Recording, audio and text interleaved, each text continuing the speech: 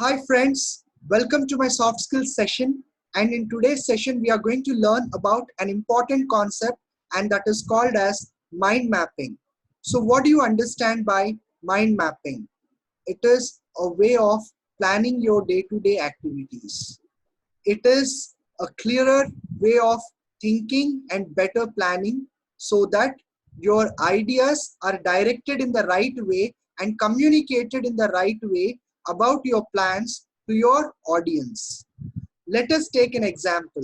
How many of you might have attended interviews, and when you attended your first interviews, you might have been asked by the interviewer to discuss about a recent movie you watched, or maybe your favorite color, or your college life.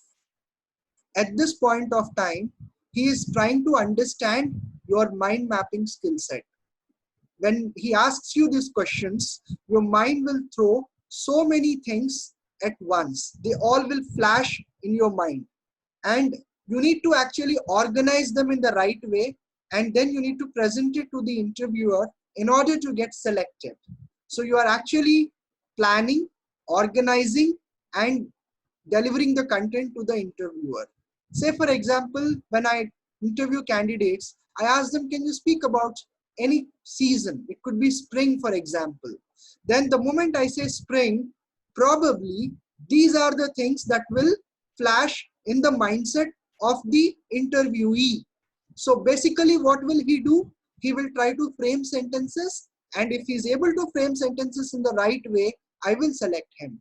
However, if he gets confused, that means he doesn't master the skill called as mind mapping. I need to reject him. So how does one map the concepts and ensure they deliver their best in the interviews? Let us take this example. So in case I ask somebody about a season, they can say that I want to talk about spring. Spring is one of the 4 seasons. When there is spring, there will be warm sunshine. Birds will gather on the treetops. There will be buds and flowers blooming everywhere. And the nature turns beautiful with honeybees and butterflies all around. And you also see lot of greenery everywhere. So this is how you need to answer about springs. So this is important to express yourself and let the other person know that you have a clear thought process. Now in the next slide, we are going to talk about who has popularized this concept of mind mapping. You have someone by name Tony Buzan, who believes that learning how to learn is life's most important skill. Isn't that true? When we are asked a topic to speak on spontaneously, half of us will give up. Half of us will try and fail. Very few people actually go, deliver, and ensure they get appreciation from the audience. So what is different when compared to them? The thing that we are lacking is mind mapping. So say for example, I'm going to solve this puzzle for you. He is Tony Buzan, and there are so many things. When somebody says Tony Buzan, probably these are the things that you will be flashed in your mind. So you should know that Tony Buzan is a great author who has written so many books, and he has written in multiple languages, and he's a great poet.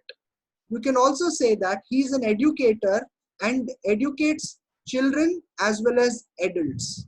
He is also a great sportsman, and he acted as a coach, coaching multiple sportsmen, and he is very intelligent person and has written a lot of books on creative IQ and did a lot of research, and probably since he did this research related to human brain, he has popularized this concept called as mind mapping. Similarly, you can try the left hand side of Tony Buzan, like how I just helped you with the right hand side. So this is something which will help you to formulate and plan your thoughts and organize them in the right way and communicate to your audience. So these are the common benefits that one would derive from this concept of mind mapping. Probably this is considered to be as one of the useful resources, helps people by providing how to get trained, and it encourages brainstorming where you welcome thoughts from different people or your participants so that you can probably revise on what are the observations they have shared and probably audit them, and finally ensure that the project is successfully managed with better solutions. And it helps you to develop a strategy or a plan of action based on the inputs that you received from the brainstorming and your revision session. And this might reduce the risk management for the completion of the project, and it also demands you to communicate in the right way to all the parties who are involved in the successful completion of this project. And it encourages creativity within your team, and they can become great teachers where they can teach about the concepts to the other society. And it is a great memory tool. When you see something like this is a small exercise for you. And if you see something, I want you to write about health. So take a white paper, take a pen and start writing. So when you see so many pictures and all, your memory power tends to increase. We read books and go and write our exams. Imagine if you're following the concept of mind mapping, you will take white papers, write a concept, and you will probably start drawing graphs like this and relate it to it.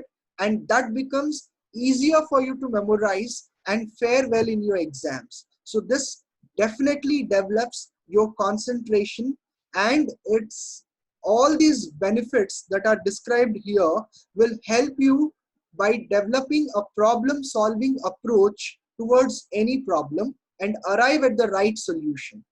That's all for today. I hope you enjoyed my session. It was really nice talking to you. Have a nice day.